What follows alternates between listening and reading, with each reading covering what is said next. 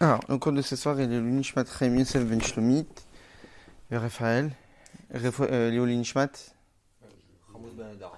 Chanouz Ben Adara, Nishmat Amtra Chaim, Refouach Shlema, les Sabrina, Sabrina, Mesauda Tova, Chaya, Mesauda Tova Chaya, Bat Sarah. Bat Sarah, Refouach Shlema, Nejma Bet Minana. Nejma Bat Menana, Et il y a. Comment elle s'appelle Je sais plus comment elle s'appelle. Virginie Cohen, mais je ne me rappelle plus. Virgin Cohen.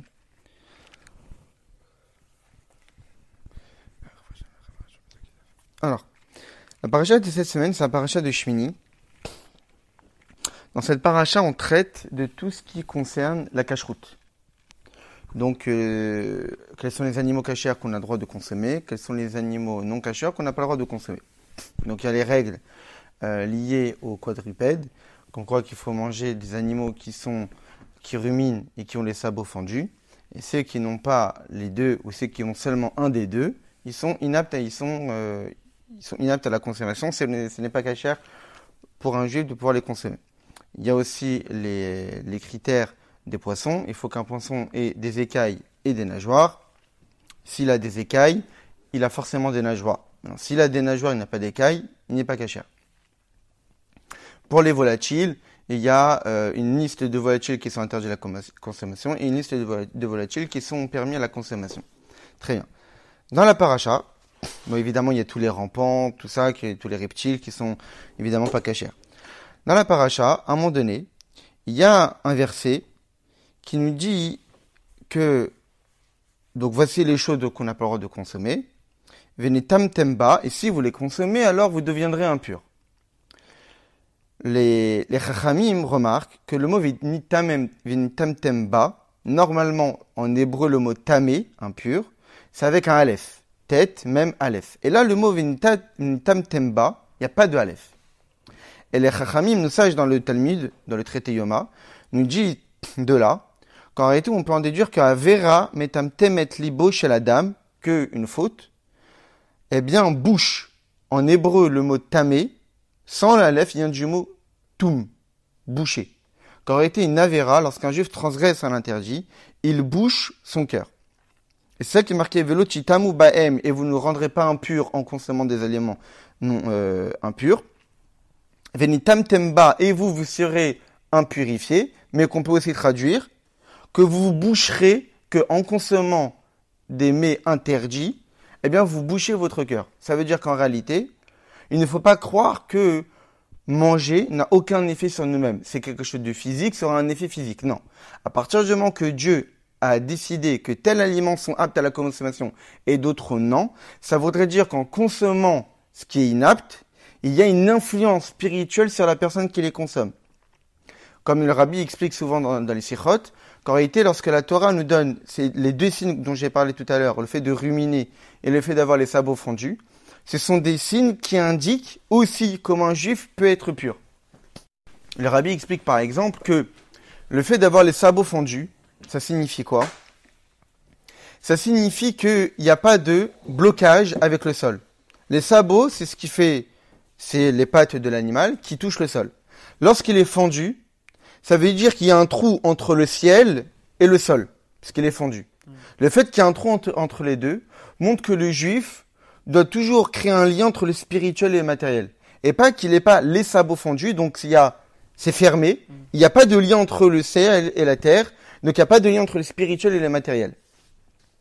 Donc ça montre qu'en réalité, pour qu'un juif soit apte à être lié à Dieu, eh bien, c'est à travers le lien entre le spirituel et le matériel. Donc ça voudrait dire quoi? Ça voudrait dire que lorsqu'on dit voici les signes qui permettent à un juif de savoir ce qu'il a le droit de consommer, de manger, ça voudrait dire qu'en réalité, en consommant ces animaux-là, eh bien, il peut toujours créer un lien avec le divin. Mais s'il consomme des animaux qui n'ont pas ces signes, eh bien, ça pourrait lui empêcher de créer le lien avec Dieu. Pareil pour le fait de ruminer. Pour quelle raison on demande à un juif de manger des animaux, de consommer des animaux, seulement ceux qui ruminent? Parce que ruminer, ça veut dire réfléchir. Réfléchir sur ses actes, toujours faire une sorte d'introspection.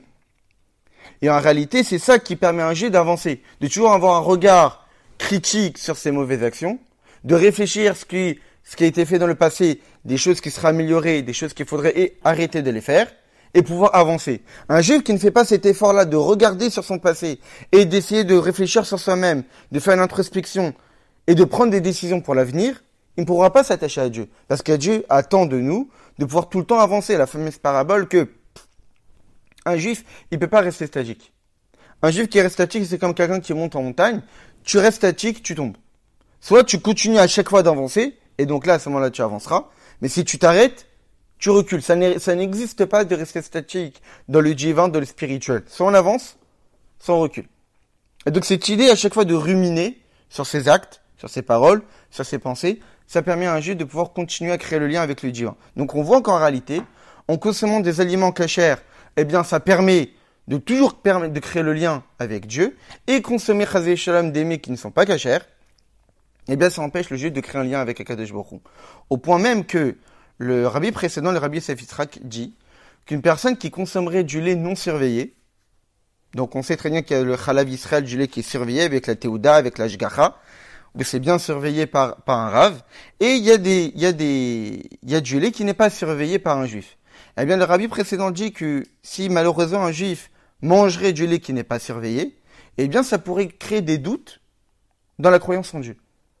Des conséquences sur la foi en Dieu. Au point que, une fois quelqu'un s'est adressé à écrire une lettre au rabbi, un chassid, il a dit que malheureusement, un enfant à lui, à peine nourrisson, qui avait à peine 1 an, a consommé 1 cuillère de lait non surveillé, qui n'était même pas la quantité d'une joue d'un nourrisson. Donc il a demandé au rabbi, est-ce que c'est grave, c'est pas grave, qu'est-ce qu'il faudrait faire? Le rabbi il a dit, il faudrait donner $41 à une institution d'éducation. C'est-à-dire que, nous on pourrait se dire, c'est un nourrisson, il a même pas 1 an, il a eu du lait non surveillé. Il y a un acte de réparation à faire même pour cela. Parce qu'en réalité, consommer quelque chose qui n'est pas cachère et du lait non surveillé, ça peut avoir des effets néfastes dans notre lien avec Dieu, au point même des doutes sur la croyance en Dieu. Créer des doutes sur la croyance en Dieu. Comme quoi qu'en réalité, ce qu'on fait rentrer dans notre bouche, ça a un impact sur nous-mêmes. Et ça, en réalité, ce qu'on voit dans notre paracha, c'est qu'au lieu de dire que vous impurifiez si vous mangez des aliments qui sont impurs, le verset dit, venitam tem, vous vous boucherez. Votre cœur sera bouché, vous n'aurez plus la capacité de ressentir le divin, malgré les mitzvot ou l'étude de la Torah que vous pourrez continuer à faire.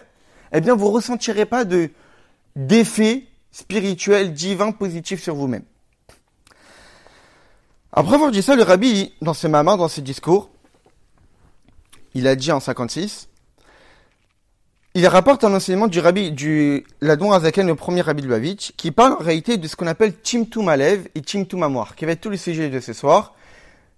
Qu'est-ce que signifie avoir un cœur bouché et que signifie avoir un cerveau bouché?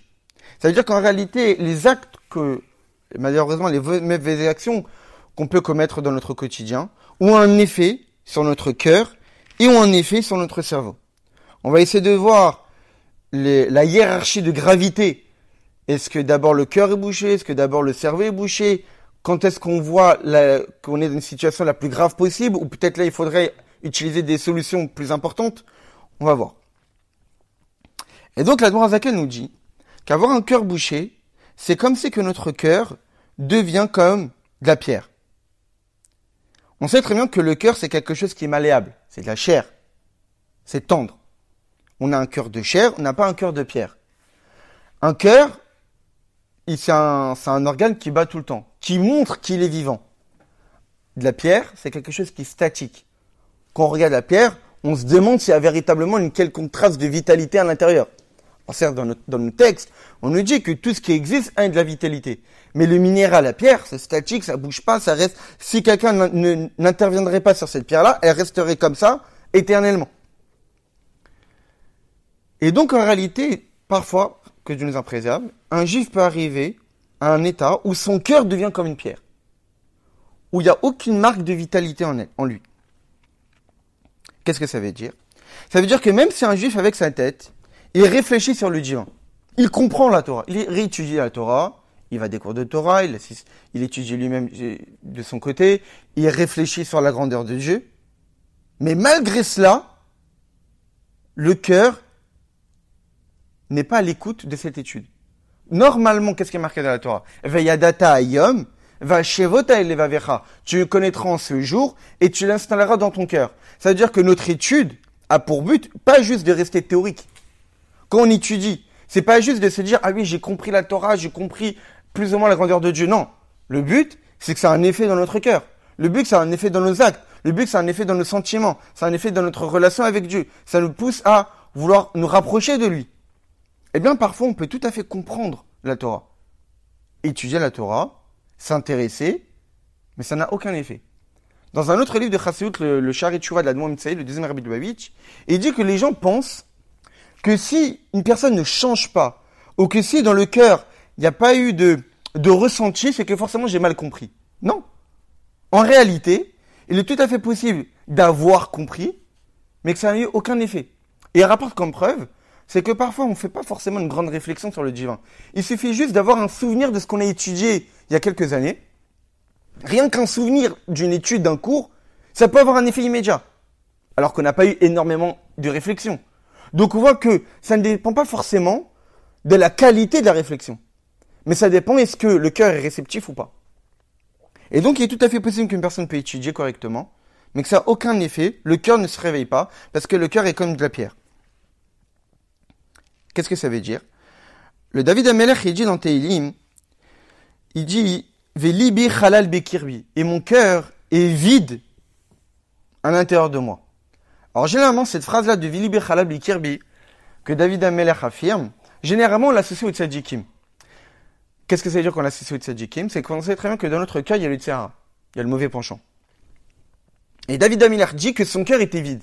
Parce que David HaMelech était capable, que grâce au jeûne qui s'est imposé, d'avoir tué son Yitzhara. Il n'avait même plus de mauvais penchant. Il est arrivé au stade du tzaddik le plus élevé qui soit.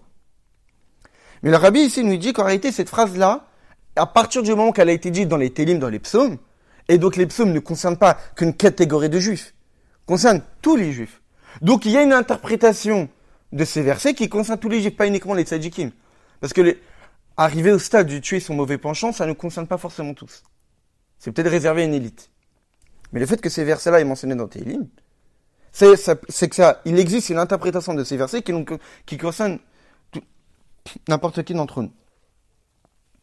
Et de que nous dit ici l'Admor HaZaken, et il dit que Velibi chalal bekirbi, lorsque David HaMelech dit que mon cœur était vide, ça veut dire que mon cœur était vide de tout ce qui concerne le monde. Ça veut dire que mon cœur n'était pas rempli de désir ou d'attirance pour les choses grossières de ce monde, de vouloir à chaque fois rechercher des bons plats, de rechercher des manger, de boire, de la luxure, de la richesse, des belles voitures, des grandes maisons, des belles montres, etc., etc., etc. Toujours être attiré par les choses grossières et matérielles de ce monde. Et quand le David HaMelech dit que mon cœur était vide, c'est que le juif doit essayer de vider son cœur de tout cela. Parce que lorsque le cœur est vide de tout cela, eh bien, quand on vide un réceptacle, on peut y mettre quelque chose à l'intérieur. Le cœur, on doit le vider de tout cela pour que la bracha de Dieu, la bénédiction de Dieu puisse s'introduire. Comme dit le Chachamim, kli rekel marzik. Un verre qui est vide, on peut y mettre quelque chose à l'intérieur. Mais un verre qui est rempli, on peut rien y mettre. Un juif qui a rempli son cœur seulement de désir pour la matérialité de ce monde, seulement pour les choses grossières, pour les choses basses de ce monde, comment pourrait-il y trouver de la place pour y mettre de l'intérêt pour le divin? Alors les gens vont dire, on peut aimer ça, on peut aimer ça. De la Chassidut, on explique qu'en réalité, le sentiment d'amour, c'est ce qu'on appelle yesh mi she'ohev. Un sentiment d'amour, c'est un sentiment qui existe. Comme j'aime quelqu'un, je ressens que j'existe. Donc le sentiment d'amour, c'est une expression d'existence de nous-mêmes. À partir du moment que le sentiment d'amour, c'est une existence, je ne peux pas aimer quelque chose et en même temps aimer son opposé. Soit j'aime ça, soit j'aime ça. Donc le fait d'avoir rempli le cœur de désir pour les choses grossières et matérielles de ce monde, il n'y aura plus de place pour y introduire l'amour ou le désir pour Dieu. Et le ressenti du divin. Que quand j'ai pris, je me suis senti vitalisé. Le texte que j'ai rapporté tout à l'heure de l'Admor Mitzvah pose là-bas la question. Il dit c'est bizarre. Lorsqu'on mange ou lorsqu'on boit, on ressent un surplus de force. On se sent qu'on est vitalisé, qu'on a pris de la force grâce au fait qu'on a mangé, et que maintenant on va pouvoir continuer nos efforts de la journée. Mais qui nous donne la vie? C'est Dieu. Quand est-ce qu'on crée le lien avec Dieu? Lorsqu'on prie. Pour quelle raison, après avoir prié, on ne ressent pas un don de force? Pour quelle raison on ne se sent pas autant renforcé comme si qu'on avait mangé un plat? Parce qu'a priori, c'est Dieu qui nous vitalise. Et quand on prie, on crée une relation avec Dieu. Alors, il dit parce que justement, malheureusement, le cœur était bouché. C'est-à-dire que normalement, si notre cœur n'était pas bouché, on ressentirait le divin lors de notre prière, on ressentirait un surplus de vitalité, et on ressentirait un regain de force pour pouvoir entamer notre journée. Mais malheureusement, parfois, on ne ressent pas ça. Parce qu'en réalité, notre cœur est bouché. Et donc, ce que nous dit ici l'Admor Hazaken, c'est que si le cœur est vide, à partir du moment que le cœur est vide, alors il va pouvoir être un réceptacle à la réflexion du cerveau. Que le fait que mon cerveau a réfléchi sur la grandeur de Dieu, ça aura un effet sur le cœur. Mais si malheureusement le cœur est bouché, à la place d'avoir vidé son cœur de tous ses désirs, justement il les a bouchés, il les a remplis, et quand le cœur il est bouché, eh bien on peut plus y introduire quelque chose, ça devient comme une pierre, qui est hermétique, qu'on peut rien introduire à l'intérieur, et donc vu que le cœur est hermétique et devient statique et devient sans aucune trace de vitalité, eh bien il est fermé à tout message du cerveau. Le message envoie des cerveaux au cœur. Je suis en train d'étudier la Torah. Je suis en train de comprendre la grandeur de Dieu. Je suis en train de comprendre les misotes. Je suis en train de comprendre la beauté de la Torah. Et le cœur, il reste comme ça. Il n'entend rien. Il écoute rien. Il n'y a aucun effet qui est provoqué dans le cœur. Parce que malheureusement, on l'a bouché. Et là, le Zaken, il continue, il dit quelque chose de très étrange. Il dit que le fait d'avoir le cœur bouché, c'est Nefila Minashamaim. C'est quelque chose qui tombe du ciel. Comme si c'était décidé par Dieu. C'est-à-dire c'est Dieu qui impose aux Juifs, voilà, à ce moment-là, ton cœur il sera bouché. Cela ne relève pas de notre décision, de nos choix. Et ça, c'est un peu étrange. Parce qu'on sait tous qu'on a le libre arbitre. Le fait que Dieu décide, toi, tu auras le cœur bouché, c'est un peu bizarre, ça enlève le libre arbitre. Alors, on va voir. C'est-à-dire, étant donné que le cerveau comprend la grandeur du divin, normalement, lorsque le cerveau, Moar Shalit à la lèvre, le cerveau domine le cœur. Quand un dompteur qui est un animal, le dompteur dit quelque chose à l'animal écoute. Le cœur est censé être dompté par le cerveau. Lorsque le cerveau réfléchit sur la grandeur de Dieu, automatiquement, le cœur doit suivre. Et là, on voit qu'il y a un blocage. L'ordre naturel des choses n'est pas respecté. Le cerveau réfléchit, le cerveau transmet, le cerveau ordonne, mais le cœur n'écoute pas. Et le fait qu'il y ait un dérèglement de l'ordre naturel prouve que le cœur est bouché, et ça veut dire qu'a priori, comme si que Dieu a intervenu là-dessus. Alors le rabbi pose la question, mais Akol bidé shamaim, chutz mirat shamaim. C'est marqué dans le maître nous dit dans la Gemara, tout est dans les mains de Dieu. La parnassa c'est dans les mains de Dieu, la santé c'est dans les mains de Dieu, les enfants c'est dans la main de Dieu, tout est dans les mains de Dieu. Sauf la crainte du ciel. Craindre Dieu, ça dépend de nous. C'est nos efforts personnels qui vont déterminer si je crains Dieu ou je ne le crains pas. Donc le fait de dire qu'avoir le cœur bouché, c'est déterminé par Dieu, on a l'impression que ça contredit ça. Alors le rabbi, il dit qu'en réalité, quand la Admor Zaken, il dit Nifilam Nashamim, ça tombe du ciel, c'est qu'en réalité, c'est une chute vertigineuse qui se passe ici. C'est que la personne comprend la Torah. La personne comprend la beauté, la grandeur du divin. Mais pourtant, il ne ressent rien. C'est-à-dire, il part d'une connaissance du divin extraordinaire, il n'y a aucun impact. Quelqu'un qui connaît pas, quelqu'un qui comprend pas, et qui n'agit pas en conséquence, c'est compréhensible. On peut pas dire de cela que c'est une chute vertigineuse. Mais une personne qui est capable de comprendre le divin, quelqu'un qui est capable d'étudier la Torah, de percevoir la beauté de Dieu et la valeur des mitzvot, mais il continue à avoir des désirs pour les choses matérielles, c'est une chute vertigineuse. C'est-à-dire, il part d'une connaissance magnifique, mais aucun effet dans le concret et dans les sentiments. Et donc c'est ça, on fait Nefila Minashamaim. C'est comme quelqu'un qui tombe du ciel. C'est une chute d'un sommet extrêmement élevé à une fosse extrêmement profonde.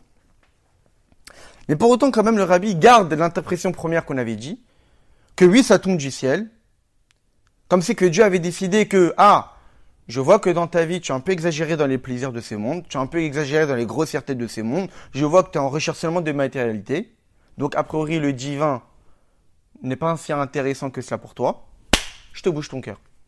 Tu n'auras plus la possibilité de pouvoir ressentir le divin. Parce que tu as un peu exagéré.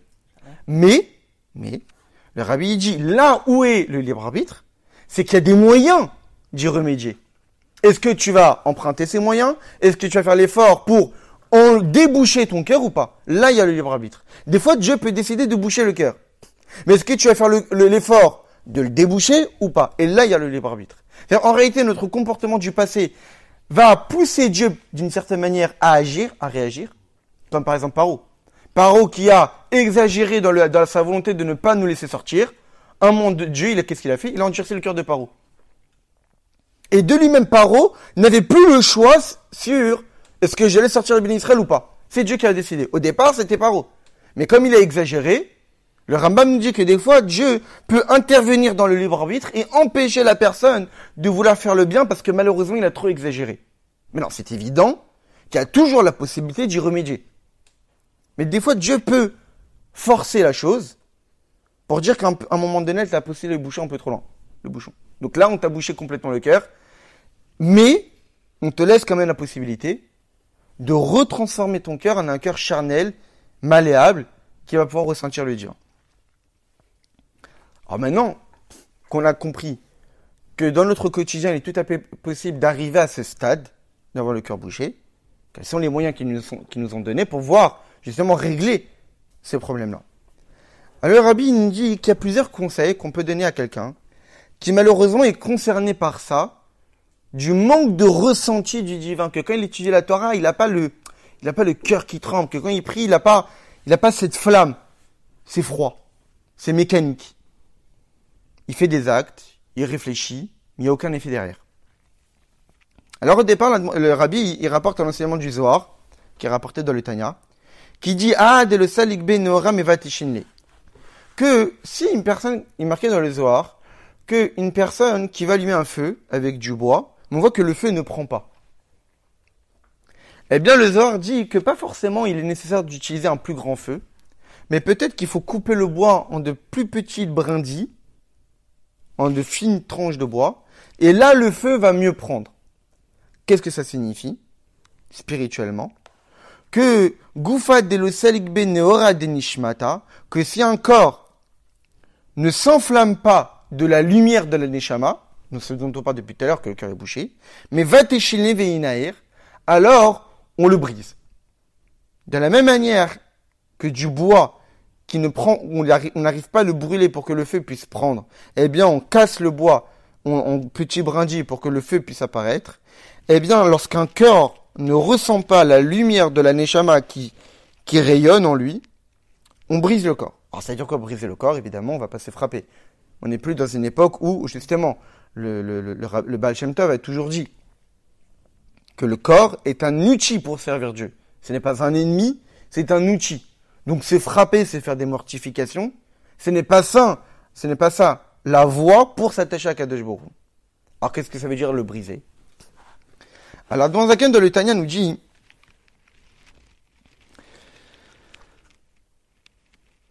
qu'un corps où le feu et la lumière de la neshama, on le brise.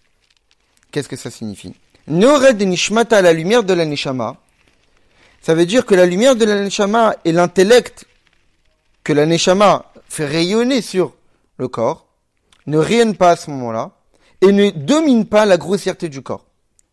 C'est-à-dire que la réflexion de la neshama, qui normalement est censée dominer la grossièreté du corps et le purifier, mais ici, en ce qui nous concerne, la lumière de la neshama n'a aucun impact sur la grossièreté du corps. Même si c'est vrai qu'il comprend et qu'il réfléchit sur la grandeur de Dieu, pour autant, il n'y a pas d'impact. Ça ne prend pas. Donc même si il réfléchit sur la grandeur de Dieu, pour autant ça ne prend pas. Le cerveau parle, le cœur n'écoute pas, le corps ne réagit pas. Il n'arrive pas à dominer la grossièreté de son cœur. À cause de la grossièreté. Quelle en est la raison? La grossièreté des clipotes, que l'homme s'est exagéré dans sa vie, il a trop exagéré dans les désirs et dans les plaisirs de ce monde, et ce qui fait que la parole du cerveau, la parole de la neshama n'est pas écoutée, n'est pas entendue, et le cœur reste statique et bouché. Alors qu'est-ce que ça veut dire briser le corps? Ça veut dire en réalité réfléchir sur notre situation spirituelle, où on en est. C'est développer de l'amertume. L'autre texte dont je vous avais parlé, la Dvoim Tsaï, là-bas dans le Sharet Shuvah, il dit que quand on a une tranche de viande qui est dure, on a deux moyens pour l'attendrir. Soit on la brûle, on la chauffe, évidemment ça attendrit la viande, ou soit on la martèle. Et en réalité, ce sont deux moyens dont on va parler ici. Le premier moyen, c'est comme marteler la viande. C'est-à-dire quoi marteler la viande, marteler le cœur? C'est de réfléchir sur notre éloignement spirituel, notre bassesse spirituelle. Parce qu'en réalité, c'est avoir une mauvaise vision sur soi-même. Évidemment, il ne faut pas réfléchir et remarquer qu'on est bas toute la journée. Parce qu'à ce moment-là, on est tout le temps triste et on ne peut pas servir Dieu correctement. Mais il y a des moments dans la journée, essentiellement avant de dormir, faire un bilan, où j'en suis. Où j'en suis dans ma relation avec Dieu. Et de créer ce qu'on appelle un lev nishbar, un cœur brisé. Et d'être nivzé benav nimas, et d'être dégoûté de soi-même. Quand on réfléchit à nos actes, on se dit, comment j'ai pu faire ci? Comment j'ai pu faire ça? Pourtant, je sais qui est Dieu. Pourtant, je sais qu'Akadosh Baruch Hu entend tout ce que je dis. Pourtant, Akadosh Baruch Hu voit tout ce que je fais. Et malgré cela, j'ai fait ci, et j'ai fait ci, et j'ai fait ça. Et le fait, en réalité, d'avoir un regard pareil sur nous-mêmes, un regard amer, et de se dire ô combien je suis de l'obscurité dans ma vie, eh bien, ça brise le cœur. Le cœur se sent brisé, et les forces du mal qui sont en nous sont brisées. Pour quelle raison? Parce qu'après, on peut se poser la question. Le but, c'est de briser les clipotes, les forces du mal, pour que les forces du mal ne puissent plus cacher le rayonnement de l'Aneshama en nous. Mais comment je peux briser les forces du mal? Pas quelque chose qui est palpable. Eh bien, en réalité, il faut se briser nous-mêmes. Pourquoi? Parce que l'essentiel de notre vie, c'est notre âme vitale. Nous ne sommes pas des tzadikim, pour l'instant, où l'essentiel de nous-mêmes, c'est notre âme divine. Au point que Hillel Hazaken a dit que lorsqu'il allait manger, allez, je vais aller nourrir ce corps-là. Ça veut dire qu'il considérait son corps comme étant un animal qui traînait pour lui donner à manger. Et il se voyait pas comme étant un corps. Il se voyait comme étant une âme divine, mais qui doit traîner un corps avec lui. Au point qu'il est obligé de nourrir son corps pour qu'il puisse continuer à vivre. Mais ça, c'est les tzadikim. Et donc, et de se dire, quels sont tous mes intérêts dans ma vie? Je vois qu'à priori, je suis intéressé qu'à manger et à boire. Je suis intéressé qu'à remplir mon estomac. Je suis intéressé qu'à dormir. Je suis intéressé qu'à remplir mon compte en banque. Je suis intéressé qu'à avoir des belles voitures, avoir des belles montres, avoir des beaux habits, avoir des belles maisons, etc., etc. Donc, en réalité, je suis comme un animal. Un animal, il cherche qu'à manger et à se nourrir. Et il sait rien d'autre. La seule différence entre un animal et moi, c'est qu'un animal a un certain régime alimentaire et moi, j'ai un autre régime alimentaire. Mais lui, cet animal, il cherche qu'à manger, et moi, je cherche qu'à manger. Et donc, en réalité, de continuer à réfléchir sur quelles sont mes optiques de vie, quelles sont mes orientations, quels sont mes buts dans la vie, et en réalité, de prendre conscience que dans tous mes projets, dans tous mes buts dans la vie, il n'y a pas à être un bon juif. Il n'y a pas forcément à être une bonne personne. Il n'y a pas forcément devenir meilleur. Il n'y a pas forcément rajouter une mitzvah. Il n'y a pas forcément rajouter à étudier plus. Il n'y a pas rajouter à prier mieux. Il n'y a pas tout ça. Il n'y a que des choses matérielles, grossières et physiques, mais il n'y a rien de spirituel. À ce moment-là, qu'est-ce que la personne doit arriver à prendre conscience? Qu'à la place de chercher à se purifier et à atteindre des niveaux spirituels plus élevés, que là le rabbi dit que dans un discours qu'il avait dit avant, le rabbi explique qu'en réalité, normalement, un juif, bon ça c'est le niveau, le top du top qui puisse exister, c'est que les raisons pour lesquelles on sert Dieu, qu'on étudie la Torah, qu'on pratique les mitzvot, c'est pour satisfaire Dieu. C'est-à-dire qu'on ne cherche pas d'intérêt personnel, on cherche que pour Dieu. Ça c'est le niveau le plus élevé. Mais d'un autre côté, le rabbi précise quand même ici que au début de notre avodat Hashem, pas lorsqu'on est arrivé à un niveau très élevé, mais déjà au départ, on peut quand même rechercher être un bon juif. Alors ça, on ne cherche pas à servir pour Dieu. On cherche quand même à devenir quelqu'un de meilleur. Même si c'est vrai que c'est pas le niveau le plus élevé qui soit, mais ça reste quand même des bonnes intentions. Et c'est comme ça qu'on débute à servir Dieu. C'est essayer de chercher à être une bonne personne, une meilleure personne. De chercher à dévoiler son âme. Et en particulier, lorsqu'on est des personnes qui sont concernées par notre Yetzer Hara, on a envie de se sauver de ce mal qui est en nous. Et donc on a besoin de devenir quelqu'un de meilleur. Alors oui, on peut faire des comptes et de se dire que, est-ce que vraiment je recherche à être quelqu'un de meilleur? Comme on voit à propos d'un Talmid Chacham, il y a marqué dans la Gemara, dans Maseret, on sait très bien qu'un juif, il doit être humble. À plus forte raison, un Talmid Chacham, quelqu'un qui étudie la Torah, qui maîtrise, qui est représentant de la Torah, d'être extrêmement humble. Mais pour autant, dans le Talmud, on dit que un Talmid Chacham doit quand même avoir 1/8 de 1/8 d'orgueil. C'est quoi 1/8 d'un 8e? C'est 1/64e. C'est quoi ce 1/64e d'orgueil qu'on accepte chez un Talmid Chacham? C'est la volonté de devenir quelqu'un de bien. Alors c'est ça, la seule permission qu'on permet à un homme d'être orgueilleux, c'est de vouloir devenir quelqu'un de meilleur. Parce que normalement, on n'existe pas, il n'y a que Dieu qui existe. Donc vouloir devenir quelqu'un de meilleur, même ça ne devrait même pas exister dans notre considération, vu que si on cherche à devenir quelqu'un de meilleur, c'est qu'on considère qu'on existe. Oh, il n'y a que Dieu qui existe. Mais bon, on n'est pas encore à ce stade-là. Donc au départ, on accepte qu'on existe, mais au moins cherchons à devenir quelqu'un de meilleur. Et quand une personne fait ses bilans, et constate qu'en réalité, tous ses projets dans sa vie, c'est que du matériel, c'est que du physique, c'est que du grossier. Et qu'il ne cherche pas à devenir quelqu'un de meilleur, il ne cherche pas à s'améliorer, à rajouter dans les mitzvot, à réduire dans les interdits, etc., etc. Eh bien, cette réflexion-là va lui permettre de créer de l'amertume dans son âme. Et cette amertume-là va créer un vide dans le cœur, le fameux vide qu'on cherche, qu'on a parlé tout à l'heure. On parle de celui qui a un cœur bouché. Qu'au lieu d'avoir un cœur vide, qui va permettre ainsi à la réflexion sur la Torah de pouvoir rayonner dans le cœur, lorsque malheureusement la personne a bouché son cœur à cause des désirs, de la grossièreté de ce monde, et vu que le cœur il est bouché hermétique, il devient comme de la pierre, où les messages du cerveau, où l'étude de la Torah ne passe plus, alors cette amertume là qu'on vient de créer, c'est comme marteler une tranche de viande qui est dure pour pouvoir l'attendrir. Maintenant que on a attendri la viande, elle va pouvoir être consommée, et donc ça veut dire qu'on a retrouvé un cœur de chair. Le fait qu'on a créé de l'amertume dans le côté gauche du cœur, alors ça va créer de la joie dans le côté droit du cœur. Parce qu'on sait que dans le cœur, il y a deux ventricules. Une ventricule qui est remplie de sang, une autre qui est plutôt vide de sang. Celle qui est remplie de sang, c'est celle où siège le Yetzer Hara, c'est le côté gauche. Et celle qui est vide, qui attend que le sang arrive, c'est là où il y a le Yetzer Hatov. Eh bien, c'est le côté gauche du cœur qui est bouché à cause de l'implication de notre mauvais penchant. On doit le vider par cette réflexion de notre bassesse, de notre éloignement, de l'obscurité dans laquelle on se trouve. Et grâce au fait qu'on a réfléchi à notre bassesse, qu'on s'est écrasé, qu'on a pris conscience qu'on est extrêmement loin de Dieu, alors le cœur va pouvoir commencer à être à l'écoute des messages de la Neshama, des messages de la réflexion de l'étude de la Torah. Maintenant, ça c'est le premier conseil pour déboucher le cœur. Le deuxième conseil, c'est quoi? C'est réfléchir sur les choses élevées du divin, comme ce qu'on étudie régulièrement le lundi soir.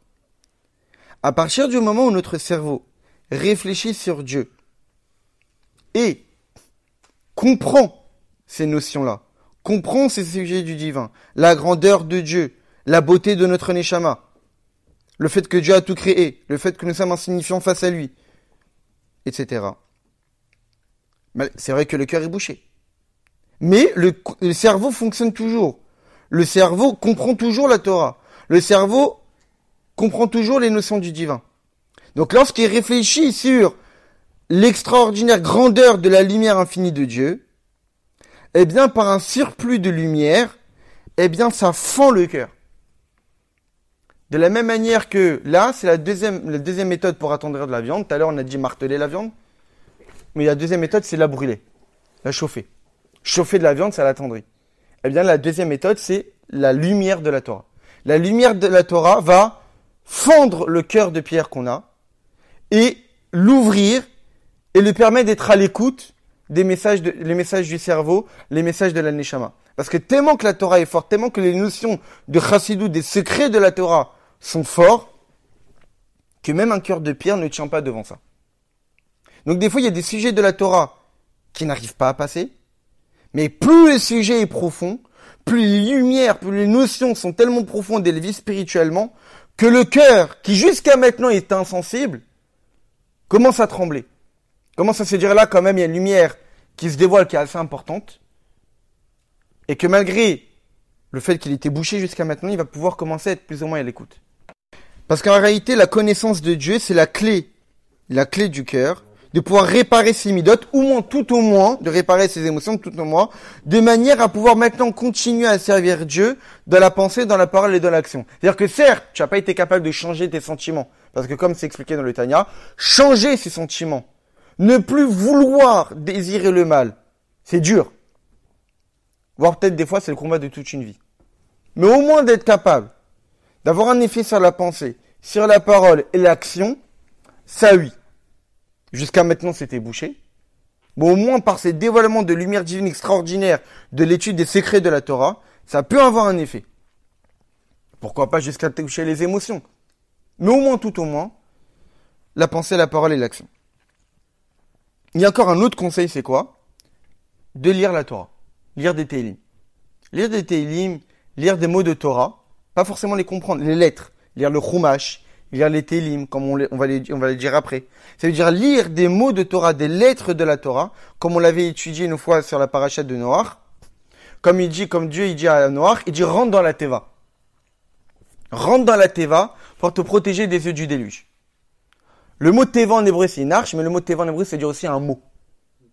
Et le Baal Shem Tov interprète comme si que Dieu dit aux Juifs rentre dans les mots dans la Torah. Parce que lorsque tu rentres dans les mots de la Torah, lorsque tu rentres dans les mots de Tehillim, ça peut te permettre de réveiller ton cœur.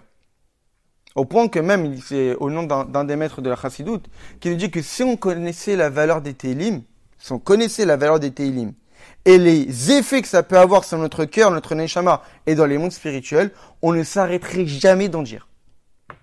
Si on avait conscience de la grandeur des Tehillim des psaumes. Et si tu les lis en français? Parce que la Torah est une lumière, c'est la sagesse de Dieu, et cette lumière de la sagesse du Dieu est capable d'atteindre le cœur de Pierre, et le cœur de Pierre va fondre. Donc jusqu'à maintenant, qu'est-ce qu'on a vu? On a vu 3 conseils pour déboucher le cœur. Premier conseil, se parler amèrement sur soi-même, prendre conscience de notre éloignement de Dieu. Deuxième conseil, étudier les secrets de la Torah, la lumière des secrets de la Torah, et l'étudier profondément, ça peut fendre le cœur et l'ouvrir. Et troisièmement, lire des psaumes, lire des versets de la Torah, parce que la lumière de la Torah est une force incommensurable. Mais comment il peut être réceptif si... Mais ça, lorsqu'une personne a fait tous ces moyens-là, et malgré cela, ça ne fonctionne pas. La personne s'est parlé amèrement, aucun changement. La personne assiste à des cours, des secrets de la Torah, de Chassidoute, ça change pas. La personne lit des Tehillim, lit des versets du Chumash, ça ne change rien. Qu'est-ce que ça prouve? Ça prouve que non seulement le cœur est bouché, même plus que cela, le cerveau est bouché. Mais c'est pas un juif. Qu'est-ce que ça veut dire? Ça J'ai envie de te poser une question, je vais te demander. veut dire que son cerveau n'est même plus capable de réceptionner la lumière.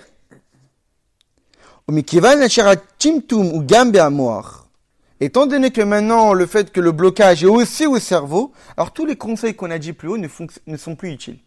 Mais pourquoi tu... Il faut utiliser d'autres solutions. Quelle est l'idée? Pour quelle raison le cerveau est bouché? C'est que la personne est noyée dans les désirs, même que permis. Les problèmes ne sont pas forcément dans les interdits. Une personne qui est noyée, qui est plongée même dans les plaisirs qui sont permis, alors ça fait en sorte que son cerveau n'est plus réceptif à la lumière divine. Et là, le rabbi va donner un exemple pour nous faire comprendre. Comme on peut le voir du fameux sujet du Nahar Dinor. Le Nahar Dinor, c'est le fleuve de feu dans lequel on fait plonger les neshamot, les âmes. Qu'est-ce que ça veut dire? C'est quoi le Nahar Dinor? Petite parenthèse. Dans la Chassidoute, on explique que des fois, une personne, lorsqu'elle fait teshuva, vous avez pu déjà constater ça dans votre vie, quand une personne fait teshuva, il est dans un moment de sa vie d'un feu débordant pour Dieu. Il est à fond sur Akadosh Baruch Hu. Et des fois, lorsque l'amour est trop fort pour Dieu, lorsqu'une personne fait teshuva, il devient intolérant à tous ceux qui ne se comportent pas correctement en Torah et Mitzvot. Quand une personne est à fond à faire teshuva, tout d'un coup, il a un regard critique sur tous ceux qui l'entourent. Ah non, mais il faut faire comme ci. Ah non, mais il faut faire comme ça. Ah non, il faut faire comme ci. Ah non, il faut faire comme ça. On ne donne pas de nom, hein. Pour quelle raison? Parce que c'est une réaction naturelle. Le feu, c'est de la rigueur. Quelqu'un qui aime Dieu avec du feu, eh bien, à travers cette rigueur pour le bien, peut découler de la rigueur vers tout ce qui est contraire à ce que j'aime. La personne est à fond sur la Kadosh Baruch Hu. La personne aime tellement Dieu qu'il ne supporte pas tous ceux qui n'adhèrent pas à cet amour-là. Et donc, à ce moment-là, il est intolérant, il est très critique à tous ceux qui ne se comportent pas correctement. Ça va être une passe, il va comprendre qu'en réalité, dans le service de Dieu, ce que Dieu attend de nous, c'est d'être tolérant, c'est que tout le monde a une Sahara, on est tous différents, on a tous une vie différente, et le fait, c'est de pousser les autres à devenir quelqu'un de meilleur. Ça prendra peut-être du temps, mais des fois, c'est une passe. Eh bien, en réalité, les anges, eux aussi sont un amour énorme pour Dieu. Et généralement, quand il y a de la chaleur qui se crée, il y a aussi de la sueur qui se crée. Quand une personne, je sais pas, est dans un hammam, etc., ça crée de la sueur. La chaleur crée de la sueur. Les anges, ils aiment tellement Dieu, comme si qu'il y a de la sueur qui découle d'eux, et cette sueur, ça crée des gouttes, et des gouttes, et des gouttes, et ça crée un fleuve. Un fleuve, au même titre que quand une personne aime tellement Dieu, que ça peut déborder par de la critique pour ceux qui sont contre Dieu, un ange aime tellement Dieu, que ce qui déborde, c'est la sueur, et cette sueur-là va être critique contre ceux qui ne servent pas Dieu correctement. Et donc, en réalité, les anges, en aimant tellement Dieu, ils vont créer de la sueur, qui vont créer un fleuve, dans lequel on fera plonger les âmes de ceux qui ont des choses à réparer. Qu'est-ce que ça veut dire? Le Nahar Dinor, ce fleuve-là dont je parle, c'est une étape intermédiaire qui va permettre à la Neshama de passer à une étape inférieure et à une étape supérieure.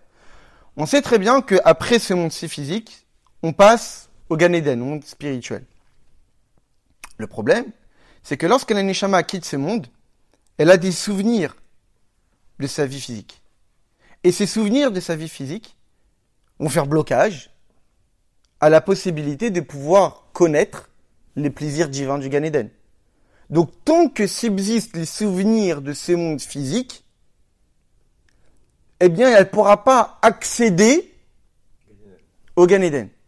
D'où la nécessité de passer par ce fleuve-là pour laver, exactement, pour laver les souvenirs de ce monde physique. Maintenant, c'est pas seulement pour passer du monde physique à un monde, au Gan Eden. En réalité, le Gan Eden, généralement, on dit qu'il y en a deux. Le Gan Eden inférieur et le Gan Eden supérieur. Mais en réalité, il y a des infinités de niveaux. Et en réalité, une Neshama qui est dans un niveau de Gan Eden, pour accéder au Gan Eden supérieur, elle aussi doit se tremper. Pourquoi? Parce que le niveau du divin qui est dévoilé de le Gan Eden inférieur fera blocage pour pouvoir accéder au dévoilement divin du Gan Eden supérieur. C'est que même dans le divin lui-même, un niveau inférieur peut bloquer la possibilité de profiter à un niveau supérieur. D'où la nécessité de passer par une étape d'annulation de ce qui s'est passé au préalable. Dans la Gemara, on rapporte que Rabbi Zera, après avoir étudié tout le Talmud Bavli, c'est-à-dire toute l'étude de la Torah de Babylone, il a voulu commencer à étudier la Torah de Yerushalayim. On sait qu'on a deux Talmuds, le Talmud Bavli et le Talmud Yerushalmi. Tellement que l'étude du Talmud Yerushalmi, l'étude d'Eretz Israël, l'étude de la terre d'Eretz Israël, c'est un niveau qui est beaucoup plus élevé que l'étude de la Torah de Babel. On parle de la Torah. Donc, quelqu'un qui connaît la Torah de Babylone, pour accéder à la Torah d'Eretz Israël, eh bien, qu'est-ce qu'il a fait pour pouvoir se préparer et étudier ça? Il a dû jeûner 40 jours.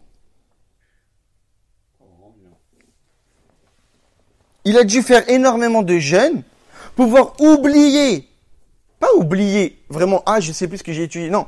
C'est-à-dire oublier les méthodes d'étude, de pensée de la Torah de Babylone pour accéder à la Torah d'Israël. Tellement que c'est incomparable entre les deux. Donc, c'est-à-dire que même dans la Torah elle-même, le souvenir de l'étude de Babylone bloqué pour adhérer à l'étude de la Torah d'Eretz Israël.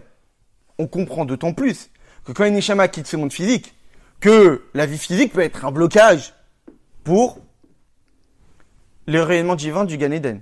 Mais ça, c'est un souvenir de ce monde physique, pour accéder à des rayonnements divins du Gan Eden. Mais ici, quand un juif veut comprendre la Torah, étudier la Torah, pratiquer les mitzvot, c'est pas un rayonnement divin. C'est l'essence même de Dieu. Et on ne parle pas de souvenir d'un monde. On parle de désir que la personne a. Donc on imagine ô combien les désirs de ce monde, de la grossièreté de ce monde, peut être un énorme blocage pour comprendre la Torah, pour ressentir la Torah, pour débloquer le cerveau. Si déjà, d'un Gan Eden à un autre Gan Eden, il faut oublier les dévoilements divins du Gan Eden d'avant. Si déjà, pour connaître l'étude de la Torah de Babylone à l'étude de la Torah d'Yerushalayim, il faut s'imposer énormément de jeûnes pour passer de l'un à l'autre. Si déjà, pour oublier les souvenirs de ce monde et adhérer au seulement rayonnement divin du Gan Eden, il faut passer par le Nahar Dinor, le fleuve. Alors, ô combien une personne qui est plongée, noyée dans les désirs de ce monde et qui veut s'attacher à Dieu, combien de fois il doit appuyer sur le bouton reset? Énormément de fois. Donc en réalité, on comprend pourquoi on dit le cerveau bouché. C'est tout à fait compréhensible. Parce que si déjà pour des choses qu'on parle de petits rayonnements, on a besoin de faire un lavage, alors là on va adhérer, parce que étudier la Torah, on n'en a pas conscience. Mais étudier la Torah, c'est enlacer à Kadosh Baruch Hu. C'est enlacer Dieu. Mettre les tefilines, c'est enlacer Dieu. C'est Dieu qui nous enlace. C'est ne faire qu'un avec l'essence même d'Akadosh Baruch Hu. Mais comment je peux faire qu'un avec l'essence même d'Akadosh Baruch Hu quand je suis en train de traîner toutes mes pensées, toutes mes paroles et tous mes désirs de la journée, etc. On ne peut pas passer comme ça de l'un à l'autre, c'est pas possible. Il faut qu'il y ait un lavage. Il faut qu'il y ait quelque chose entre les deux qui nous permet d'effacer complètement et de pouvoir entamer, avoir un esprit, une tête libre et non pas bouchée. C'est compliqué ça. Le rabbi de rajouter que la raison du bouchage, que le fait que le cerveau soit bouché, n'est pas seulement que maintenant je suis noyé dans les plaisirs de ce monde.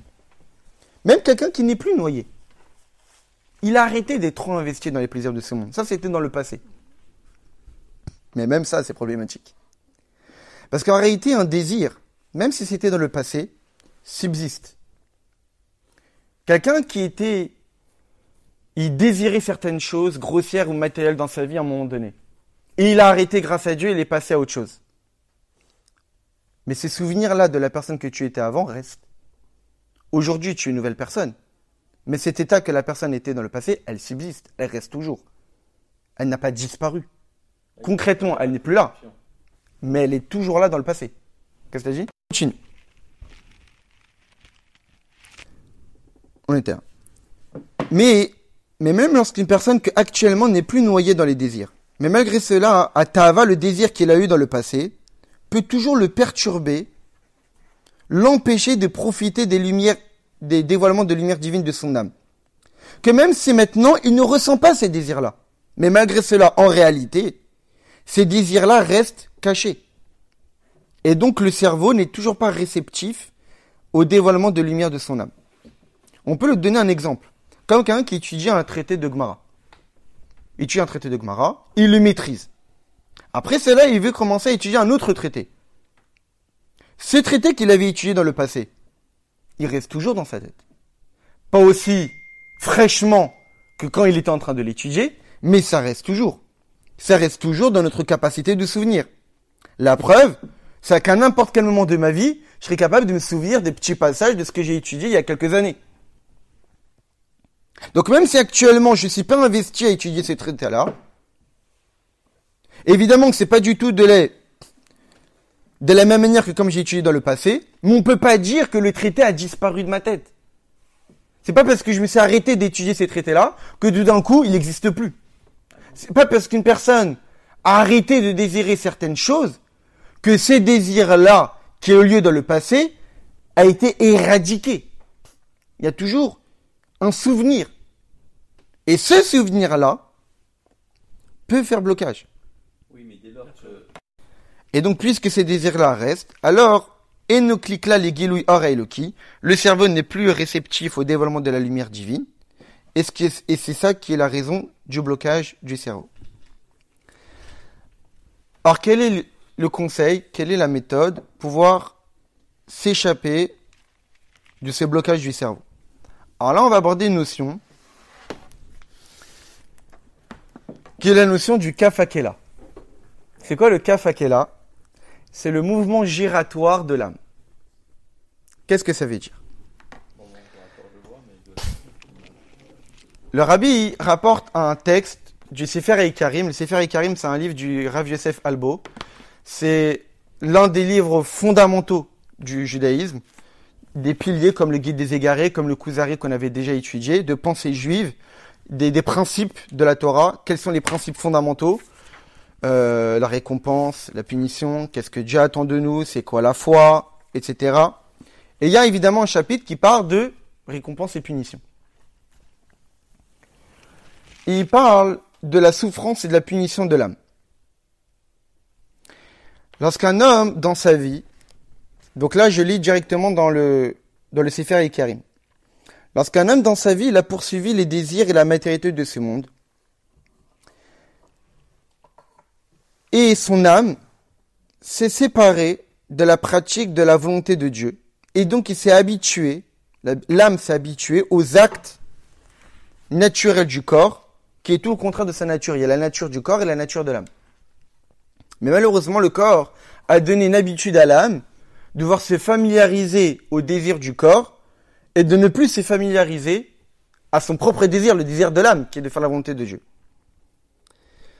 Lorsque l'âme va se séparer du corps, donc après 120 ans, eh bien l'âme continuera à désirer les choses dont elle avait l'habitude de faire avec le corps. Donc l'âme, en réalité, garde toujours ce qu'elle désirait avec le corps, malheureusement. Mais elle n'a plus de possibilité de pouvoir assouvir ses passions, vu que maintenant elle est séparée du corps. Et donc elle les désire, mais elle ne peut plus les assouvir. Et d'un point de vue de sa nature elle-même, l'âme, elle cherche à s'attacher au divin. Et maintenant qu'elle a quitté le corps, elle peut y aller. Mais, puisque durant sa vie, elle n'a pas véritablement concrétisé ses désirs, elle n'a pas préparé le terrain pour adhérer à des plaisirs spirituels plus élevés. Comme on le voit, comme disent le maître, que Akadosh Baruch Hu ne donne la sagesse qu'à celui qui a déjà la sagesse. Ça paraît bizarre. Mais en réalité, pour mériter la sagesse de Dieu, il faut déjà avoir un minimum de sagesse. Et donc, pour que la Neshama puisse arriver à assouvir son désir véritable de s'attacher au divin, il fallait que dans cette vie-là, elle ait déjà au moins préparé le terrain à pratiquer les mitzvot, étudier la Torah, avoir au moins un minimum syndical pour adhérer à un niveau supérieur. Et donc, qu'est-ce qui se passe? C'est que l'âme, elle est tiraillée entre deux. Vers le haut et vers le bas.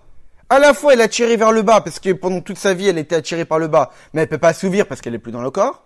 Et d'un autre côté, elle a sa nature d'être une âme, devait être attirée par le divin, mais elle peut pas y accéder, parce que durant sa vie, elle n'a pas préparé le terrain. Ah ouais. Et donc, d'un point de vue de sa nature et d'un point de vue de son habitude, elle n'a rien pour assouvir quoi que ce soit. Et donc, elle a une souffrance énorme, plus que n'importe quelle autre souffrance. Plus que toute déchirure, plus que toute brûlure, plus que la souffrance de la froideur ou de la brûlure, plus que des coups de couteau, ou le fait d'être mordu par un serpent ou par un scorpion. Que de la même manière qu'un homme souffre d'une brûlure. Mais en réalité, cette brûlure-là, c'est le ressenti de souffrance, c'est pas le corps qui le ressent. C'est l'âme qui le ressent. Pas parce que le feu a un effet sur l'âme. L'âme, c'est spirituel. Donc le feu n'a pas d'emprise sur l'âme. Parce que le feu n'a pas d'emprise sur quelque chose qui est spirituel. Mais étant donné que l'âme réside dans le corps, et que l'âme est attachée au corps, alors l'âme ressent ce que le corps subit. Et donc lorsque le corps est brûlé, lorsque le corps a froid, lorsque le corps est coupé, ou par toute autre souffrance, l'âme aussi ressent plus ou moins cette souffrance-là. Et craint de perdre de ses forces. Mais c'est incomparable à la souffrance qu'elle peut avoir après 120 ans, qui est le fait d'être tiraillée entre deux. Parce qu'elle est tiraillée comme si qu'elle va se séparer en deux. Elle a une partie qui est attirée par la matérialité, par les habitudes de sa vie physique, et une partie qui est attirée par le spirituel, par sa nature elle-même. Comme si qu'elle est partagée en deux. Et même si c'est vrai qu'une âme n'a pas de partie, puisqu'une âme n'a pas de forme, une âme ne prend pas de place, mais elle est dans la capacité de pouvoir ni aller vers l'un, ni aller vers l'autre. Et c'est ce que nous dit le maître de la Gemara, que Rabbi Eliezer, il dit que Nafshetem shel tzadikim gnuzat tachat kisei kavod, que les âmes des tzadikim résident sous le trône céleste. Nefesh Adoni tzrura betzrora chaim et Hashem lokecha, que l'âme de mon maître résidait sous le trône céleste. Mais les Rechaim, qu'est-ce qui se passe pour l'âme des Rechaim? Que Dieu nous en préserve. Alors, un ange se tient dans une extrémité du monde, un autre ange se tient dans l'autre extrémité du monde, et il se balance l'âme. C'est ça le mouvement giratoire. On fait balancer l'âme comme ça. Ouais. Par rapport aux deux désirs. Elle désire la terre et elle désire le spirituel. Et ce balancement-là crée une souffrance énorme pour l'âme, que le rabbi va expliquer. Alors c'est quoi ces mouvements giratoires? Et le rabbi nous dit qu'en réalité, il y a 3 sortes de mouvements giratoires de l'âme, de ces balancements-là, en fonction de l'état dans lequel est l'âme. Que d'un côté, chez les Regam et Kalim, d'un côté, on l'a fait connaître un plaisir divin. Parce que du fait de sa racine spirituelle, elle est liée au plaisir divin. Et d'un autre côté, on lui fait connaître les plaisirs matériels. Et ainsi de suite. Va kiffer spirituellement, va kiffer matériellement. Et ça, c'est une souffrance énorme. Parce que quand tu as connu le plaisir divin, pour toi, le plaisir matériel, c'est répugnant. C'est bas. C'est inintéressant. Donc le fait de faire connaître à l'âme le plaisir divin, et juste après, tiens, je te fais connaître le plaisir matériel, c'est une souffrance pour elle. Et après avoir connu le plaisir matériel, qu'est-ce que tu veux lui parler du divin? Ça rentre pas, ça l'intéresse pas. Et donc c'est une souffrance, et ainsi de suite. Et voilà l'une des choses qui peut arriver après 120 ans, que Dieu nous en préserve, à l'âme, parce que malheureusement, dans sa vie, elle a été trop attirée par les désirs et les plaisirs de ce monde, qui ne sont que permis. Et donc ça, c'est une grande souffrance. On continue. Et donc, de notre côté, on lui fait connaître les plaisirs matériels, et à partir du moment qu'on l'apprend de là-bas, alors il souffre. J'étais en train de kiffer matériellement, qu'est-ce que tu m'enlèves de là-bas? Mais tout ça, c'est quand au départ, cette âme-là est concernée par les plaisirs divins. Et donc, le fait de lui faire procurer un plaisir divin, elle le ressent. Et donc, ce mouvement pour elle, c'est plaisir divin, plaisir matériel. Mais lorsqu'au départ, cette âme-là, elle est allée tellement loin que lui parler de plaisir divin, ça ne la touche même plus. Alors là, c'est un autre mouvement qu'elle va subir. D'une autre manière, à un niveau plus bas. Parce que même lui parler de plaisir divin, ça ne la touche même plus. C'est ce que dit le Shlach Kadosh au nom du Pirkei des Rabbi Eliezer, que les mouvements de l'âme, c'est qu'on l'a fait passer d'Eretz Israël à en dehors d'Eretz Israël. Eretz Israël, spirituellement parlant, c'est quoi la terre? En hébreu, la terre, ça se dit Eretz. Pour quelle raison la terre d'Eretz Israël s'appelle Eretz?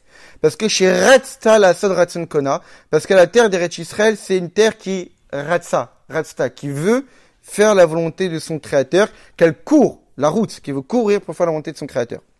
Et Eretz Israël, c'est quoi Israël? C'est l'Irosh Matet. C'est les mêmes lettres que l'Irosh Matet, et les mêmes lettres qui Sarita et Melokim, comme Yaakov, on l'a appelé Israël à ce moment-là, parce qu'il a vaincu l'ange. Donc tu es au-dessus de l'ange. Donc Eretz Israël, c'est une terre qui est représentante de la volonté d'accomplir la volonté de Dieu, et d'être à un niveau spirituel assez élevé, au point qu'on appelle l'Irosh Matet, qui est toute la pratique de Torah et Mitzvot, concrètement avec soumission. C'est pas une âme qui est concernée par les plaisirs divins, mais au moins c'est une âme qui a quand même pratiqué Torah et Mitzvot, donc qui est concernée par ça. Et donc par rapport à cette âme-là, même si elle n'est pas concernée par les plaisirs de réflexion sur le divin, elle est quand même concernée par la pratique de Torah et Mitzvot. Et donc son mouvement de balancement pour elle, c'est la faire passer d'Eretz Israël à en dehors d'Eretz Israël. Parce que Eretz Israël, c'est être soumis à Kadosh Baruch Hu et accepter la volonté divine. Et en dehors d'Eretz Israël, c'est là où il y a toutes les forces du mal. Donc être noyé dans les plaisirs permis. Donc lui faire connaître les plaisirs permis et lui faire connaître la pratique Torah et Mitzvot. Lui faire connaître les plaisirs permis, lui faire connaître les pratiques Torah et Mitzvot, qui est une souffrance pour elle de passer d'un extrême à l'autre.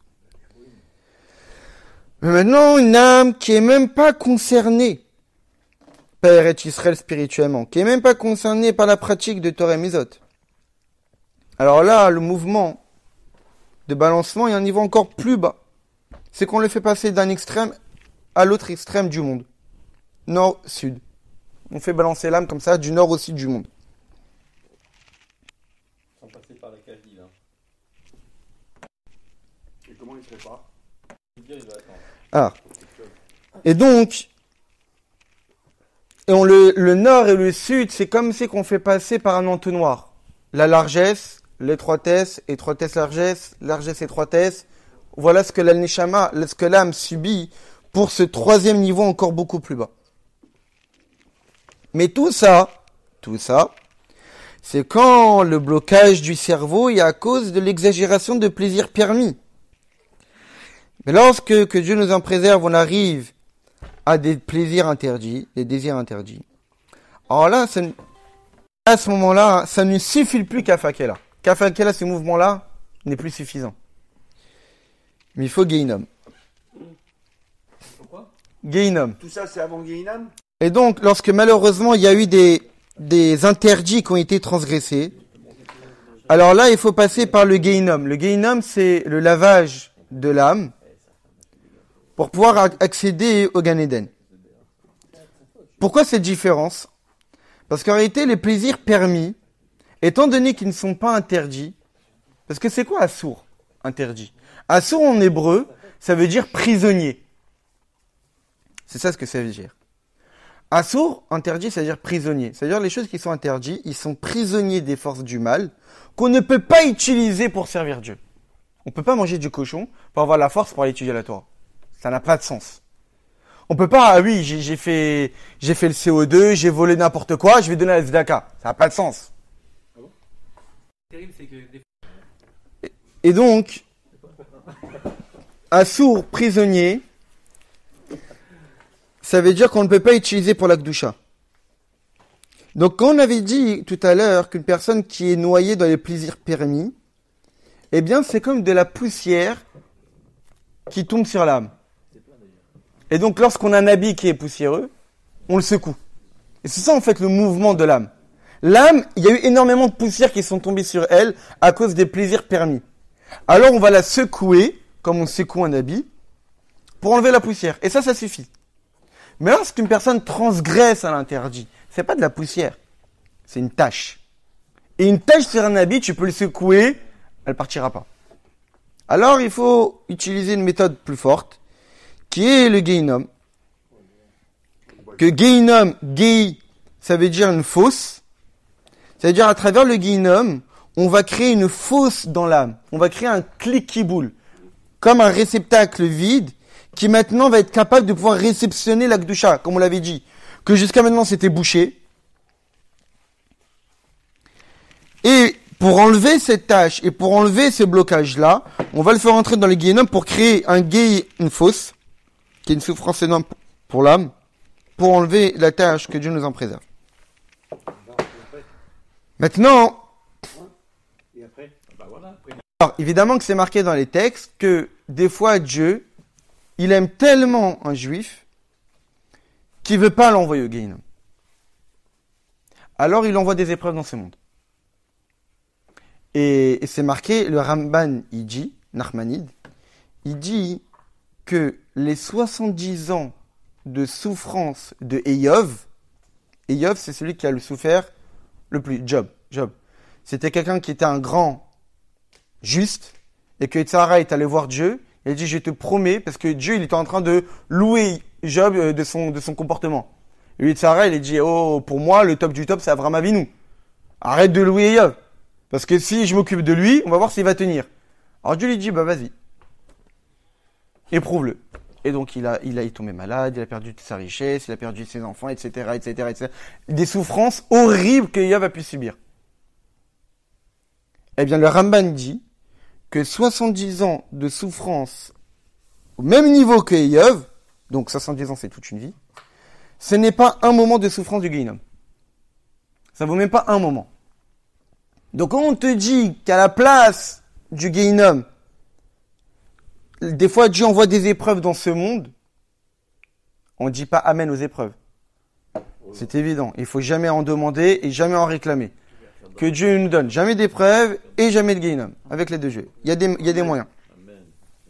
Mais c'est une marque d'amour et des fois, et dans les Gereta Teshuvah dans le Tanya, il donne une méthode pour pouvoir même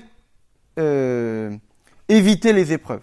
C'est-à-dire que puisqu'il y a le Guéhinom et que Dieu peut envoyer les épreuves pour remplacer les Guéhinom, mais pour remplacer les épreuves, il y a même des méthodes. Donc d'une certaine manière, peut-être qu'on pourrait s'en sortir sans. Bon, c'est pas le sujet de ce soir, mais bon, on verra.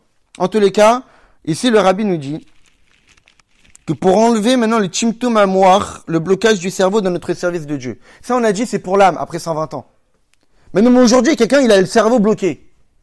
Il n'arrive plus à capter la lumière divine de son âme. Et donc, à cause de ça, il peut étudier la Torah, son cœur ne pourra plus se déboucher. Donc, il a le cœur bouché, le cerveau bouché. Qu'est-ce qu'il fait? Alors, le rabbi nous dit que pour y remédier au blocage du cerveau, il faut utiliser les 3 choses que normalement on fait avant la tfila. Avant la tfila, Admor Zaken, il dit qu'avant de prier tous les matins, on a 3 choses à faire normalement. Première chose à faire, donner la tzedaka. Avant la prière. 3 choses. La première chose, c'est la tzedaka, comme c'est marqué dans la Gemara, que Yaif Pruta le Ani Va'adar Metzle. Que il faut donner de l'argent à un pauvre, et après je prie. Pourquoi? Parce qu'en fait, la tzedaka, c'est la misva de référence, qui représente une misva, un acte concret. Et une misva, c'est un conseil pour se débarrasser du blocage du cerveau. Pourquoi? Parce que le conseil qu'on avait donné plus haut, pour se débloquer le cœur, c'était les lettres de la Torah. On avait dit, lire les lettres de la Torah. Mais lire, c'est la parole. Mais pour enlever le blocage du cerveau, ça ne suffit pas la parole. Il faut l'acte. Pourquoi? Parce qu'on avait souvent dit, en chassidut, c'est une règle. Quand la gavoa beyoter, yored les mata beyoter. Plus une chose est élevée, plus elle descend très bas. Ça veut dire que les niveaux les plus élevés du divin se dévoilent dans les choses les plus basses. Donc c'est que nous, comparé comme étant anodin, une misva, les tfilin, les tzitzit, une tzedaka, c'est dans ces actes-là les plus concrets qui existent qu'est la lumière divine les plus dévoilée, les plus élevée. Et donc lorsque tu veux débloquer le cerveau, donc ça veut dire un problème plus compliqué que débloquer le cœur, alors lire des mots de Torah, ce n'est plus suffisant. Il faut quelque chose de plus fort, c'est la misva. Donc le premier conseil pour débloquer le cerveau, c'est accomplir les mitzvot concrètement. Donner de la tzedaka, mettre les tfilin, manger kasher, accomplir les mitzvot concrètement, ça permet de débloquer le cerveau. Très bien. Deuxième chose, le mikvé. Se tremper dans le mikvé, qui est la deuxième chose que normalement on est censé faire avant de prier tous les matins. Eh bien ça aide de débloquer le cerveau. Parce que dvila, en hébreu ça veut dire se tremper, c'est les mêmes lettres que habitel. L'annulation. L'annulation de soi. Comme le dit le Rabbi Rachab, que quand on se trempe dans le mikvé, faut pas juste se dire que j'étais impur et maintenant je deviens pur. Mais il faut aussi prendre conscience que le mikvé, c'est un endroit pur. Qu'au moment où je me trempe dans le mikvé, je suis entouré d'eau, je suis dans un autre état. Je suis dans une situation complètement différente dans laquelle j'étais auparavant. Et lorsque je sors, je suis un nouvel homme. Dvila, c'est tremper, c'est bitoul. C'est annuler qui j'étais. On avait dit tout à l'heure.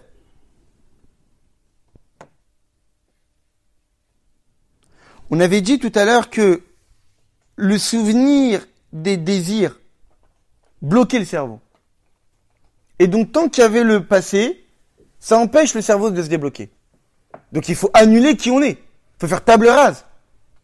Ce qui permet essentiellement de faire table rase de qui on est et annuler véritablement tout, c'est le mikvé. C'est tremper dans le mikvé et prendre conscience que, comme si je vais naître, comme un enfant qui sort du placenta de sa mère, eh bien c'est une nouvelle naissance et ça purifie complètement le corps et ça permet au cerveau de s'ouvrir et à capter mieux et surtout de commencer à capter la lumière divine de sa neshama. Parce qu'on avait dit que pour débloquer le cœur, le conseil était de réfléchir à notre bassesse, que le cœur soit brisé. Mais quand je brise mon cœur, je reste qui j'étais, mais je prends conscience que je suis loin. Mais je reste le même. Mais là, pour enlever le blocage du cerveau, faut pas juste prendre conscience de sa bassesse. Il faut annuler complètement qui on est. Et pour cela, il faut le mikvé et il faut la teshuva.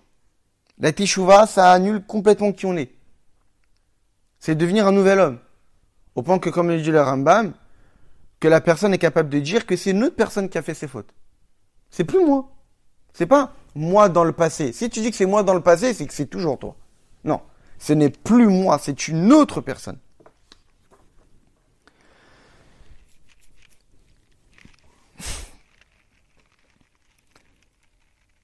Ensuite, le rabbi explique que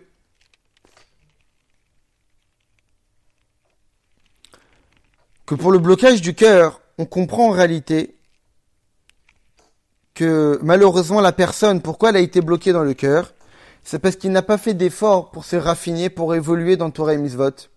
Et donc automatiquement il est bloqué. Parce que comment ça pourrait être autrement ?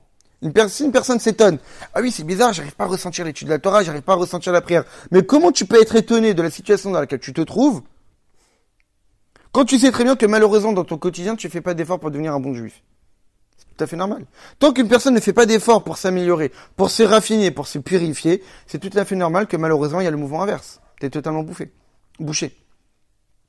Il y a des mauvaises pensées. Donc tant que la personne se trompe dans la situation dans laquelle elle est, une personne se ment à soi-même. Et donc si une personne continue à se mentir et à croire que il n'est pas ce qu'il est, eh bien qu'il ne soit pas étonné qu'à un moment donné dans sa vie, il remarque qu'il a le cœur bouché. Quand est-ce que la personne commencera véritablement à déboucher et le cœur et le cerveau ? C'est que la personne ne se ment plus à soi-même. La personne est honnête, n'est plus hypocrite, et sait dans laquelle situation elle se trouve. Qui n'a pas purifié qui il est, qui ne s'est pas raffiné, que malheureusement c'est normal d'avoir des mauvaises pensées dans la situation dans laquelle il se trouve. Parce que comment ça pourrait être autrement ? Et donc tout le travail que la personne doit faire, c'est se raffiner, c'est se purifier. Et de chercher à devenir quelqu'un de meilleur. Mais quand une personne, malheureusement, ne sert pas Dieu correctement, eh bien, automatiquement, il aura le cœur bouché. Et sur ça, on lui donne les conseils qu'on avait dit plus haut. Donc, le premier conseil, c'est parler amèrement sur soi-même. Deuxième conseil, c'est étudier les secrets de la profondeur de la Torah. Et troisième conseil, c'est prononcer des mots de Torah, des lettres de la Torah, des psaumes, des télim et des versets. Maintenant, si le cerveau est bouché, et donc quand le cerveau est bouché, c'est pas seulement que le cœur est bouché, c'est que tout l'être est bouché. La personne est hermétique au divin, parce que l'âme qu'on possède, c'est une âme intellectuelle. Et lorsque l'âme intellectuelle n'a plus d'impact dans le corps, c'est que le cerveau est bouché. Et quand le cerveau est bouché, c'est que tout est bouché, le corps, l'homme, la personne elle-même est hermétique au divin et hermétique à Dieu.